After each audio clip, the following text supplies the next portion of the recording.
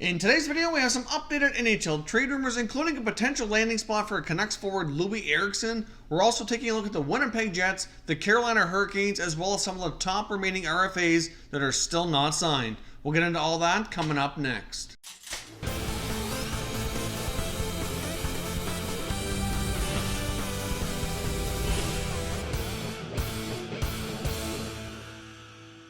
Welcome back here to Top Shelf Hockey. Now, as I mentioned, we have some interesting items to discuss here today, including a potential landing spot for Canucks forward Loui Eriksson. Now, of course, we all know the story about Loui Eriksson here. He ended up having an interview with Swedish media earlier in the offseason at the World Championships and really made it clear that he wasn't real happy in Vancouver or how head coach Travis Green was using him and their relationship, etc., etc. And there's been plenty of talk and speculation that they really need to move him off the roster before the start of the following upcoming season here. There was plenty of talk about him possibly being swapped for Milan Lucic. We've seen talk about him maybe being swapped for like a James Neal. Basically a bad contract for bad contract type of swap. But based on other moves that some other teams have made, including the Canucks, it just seems unlikely that they're going to end up doing that, at least in a one-for-one type of deal here. Now, some information came across Twitter here from Satir Sean, and I'll put that up on the screen, suggesting that he had information that the Canucks might be talking to the Dallas Stars about a potential return of Loui Eriksson back to Dallas and possibly being exchanged for two players, including Blake Comeau and Andrew Cogliano. Now, both of those players have 2 years left on their contracts. Cogliano makes 3 1/4, while Comeau's making 2.4. So when you put that together, that's pretty close to what Eriksson's making. There might have to be some other pieces included, maybe a small retention on Eriksson's salary. Hard to say exactly how it would work if it did indeed happen, or if that's something that the Canucks would prefer. I think the Canucks likely would go for that, but I'm not really sure that that's a great deal for Dallas. Obviously, both of these guys may not have the best contracts, but both these contracts for the Dallas Stars only have 2 years left, whereas Eriksson's is longer. So based on term, that's not real desirable, I guess, from that perspective in Dallas. But of course, maybe they feel that they could resurrect him. He did have some good years playing for the Stars previously. But that was a long time ago. A lot of things have changed. So I guess let me know what you think. If you're a Dallas Stars fan, would you welcome the return of Loui Eriksson in exchange for forwards Andrew Cogliano and Blake Comeau? I know, like I said, neither one of them have favorable contracts, but considering you get longer term, maybe the Canucks have to include another piece here. There's been reports before that some other teams had asked about maybe including Adam Gaudette in any potential Loui Eriksson trade.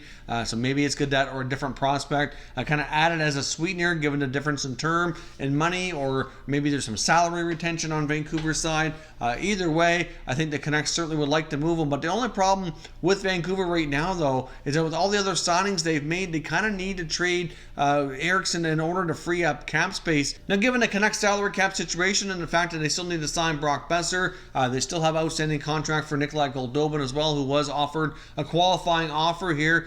So they could have 2 more contracts added to the books. They're tight on space. They really need to dump the contract in order to free up the space. So taking back 2 other contracts from Dallas certainly doesn't really seem like it would work from that standpoint. So the package would probably have to be, I think, a little bit different, unless there's some other moves. I mean, the Canucks could do some other things here to kind of maneuver around the salary cap. Obviously, they're going to be starting the year with Antoine Roussel on long-term injury reserve, so that's going to free up at least some space on a temporary basis, but not a longer term. So, and they do have an abundance of forwards now based on everybody they've signed. So after they get through training camp, they could make some decision and potentially make some other moves at that time. So let me know what you think if you're a Vancouver or Dallas fan. Do you think this deal makes any sense and would work out here for either team? Also, some other information here from Twitter from Mike McIntyre talking about the Winnipeg Jets and the fact that they obviously could use some younger players who can step into their lineup and fill some holes here. Obviously, they're tight up against the cap. They're trying to get some other RFAs signed, and they don't have a ton of money that they can go spend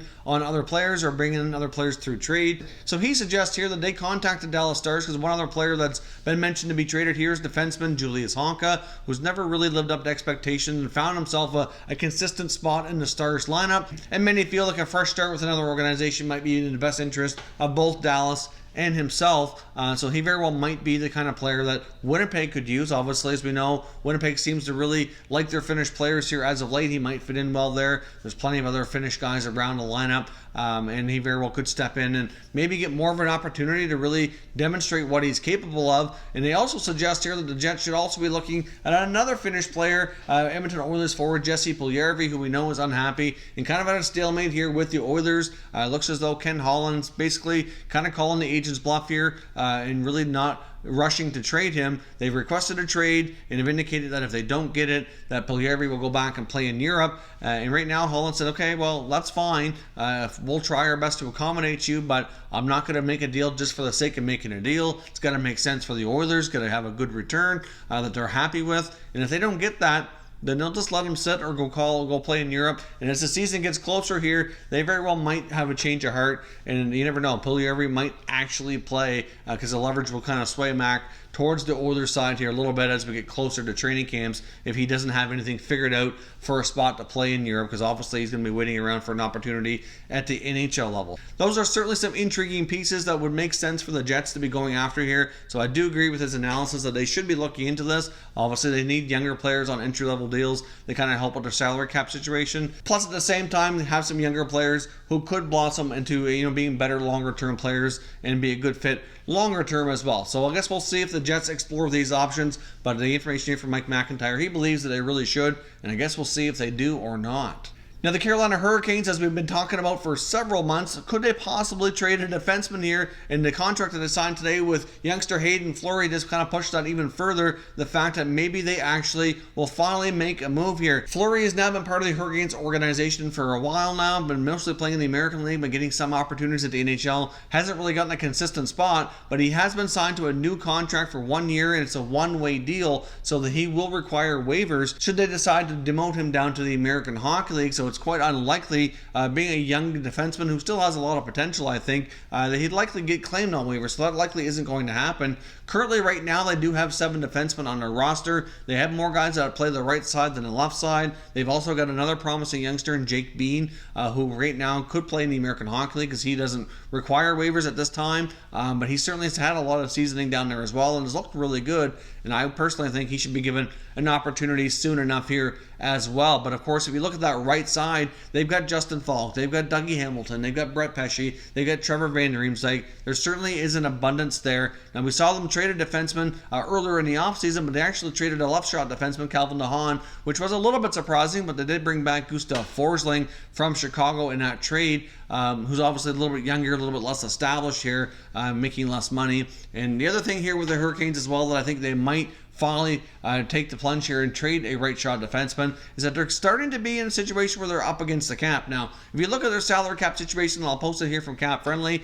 they have a little over $4 million in space, which might not sound that bad, and it really isn't, except when you factor in that they really only have one unsigned player, restricted free agent Brock McGinn. I don't think he's going to be able to demand too much money, but still needs a contract, so part of that's going to go towards paying him. And they're still waiting on captain Justin Williams to decide if he's going to play for the coming season or not. I would imagine if he does play, it will be in Carolina. The last reports we had indicated he was leaning towards playing, but we really don't have a firm decision one way or another here. So if he decides he wants to play, he had made around $4.5 million on his last contract, so he might take a little less than that, but I can't imagine it being too much less. So by the time you throw in McGinn as well as Williams, that kind of puts them to the cap. It's a little bit surprising to see the Canes be a cap team, so I would think they'd want a little bit of flexibility there, even if it's only a couple of $1 million or something, just to have some flexibility throughout the year.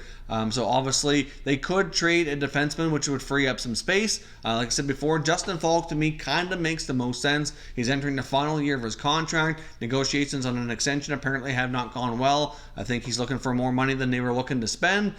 So it might make sense here for him to go, whereas you get Hamilton, Pesce, that are longer term contracts beyond the coming season, and certainly might be better fits there longer term as well. So it would not be shocking to finally see them make a move here and see possibly have Justin Falk going to another team. So I guess we'll see here. But does the signing of Hayden Fleury on a one-way deal maybe accelerate the fact that they will finally shop a right shot defenseman and kind of trim the roster down a little bit and free up a little bit of cap space in case Justin Williams does indeed want to play this season. Now, as I mentioned, we certainly have a lot of big-time RFAs still unsigned. You got Braden Point in Tampa, Rantanen in Colorado, Brock Besser in Vancouver. You've got Laine and Connor in Winnipeg, and of course Mitch Marner, who seems to be the biggest domino with the Maple Leafs. I think many of them are kind of waiting for him to go first, but obviously until we see more contracts get completed, it's going to be tough here. We're kind of at a stalemate in a way because I think a lot of these players are looking to each other to be used as comparables, but at the same time, until they start to sign, there's not as much there. I know there was an interview with Joe Sakic not long ago regarding the Rantanen contract,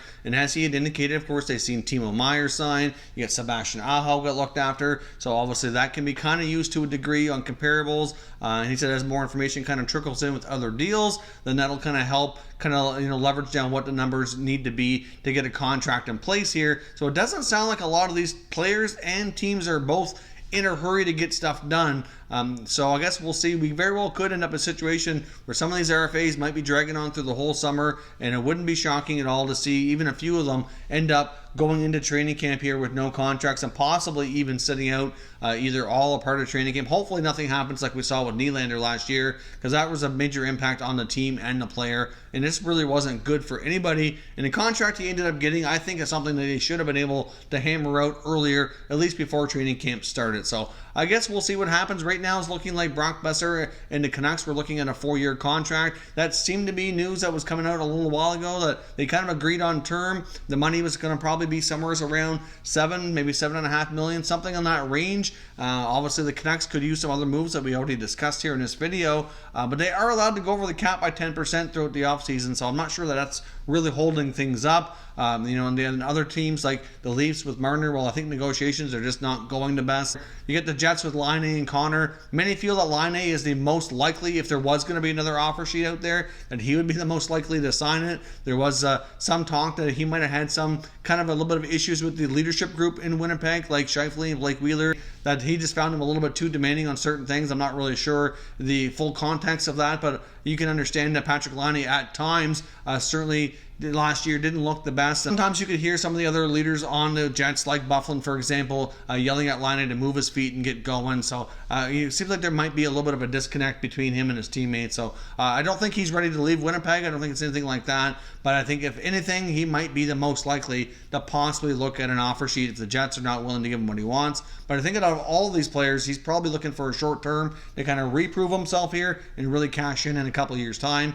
But I really don't think any of these players are going to want to ink long-term deals. I'm talking like 6 to 8 years. I think many of them are going to be looking in that 4 to 5 year range. After we saw Austin Matthews, Sebastian Aho, that seems to be the magic term now. That most of these young players kind of want to be walked to free agency and be able to cash in and be a free agent as early as possible. I guess we'll see when some of these contracts finally start to get done. Once one domino falls, it'll probably lead to some of these other ones getting done a little bit more quickly. And hopefully for the team's sake and these players' sake, they don't have to sit out and have any time missed throughout the coming season. So, of course, as always, want to hear your thoughts and opinions down in the comment section. Let me know what you think of some of the trade talk we discussed here today. And these RFAs that we talked about, what kind of deals do you think are a fair contract for them?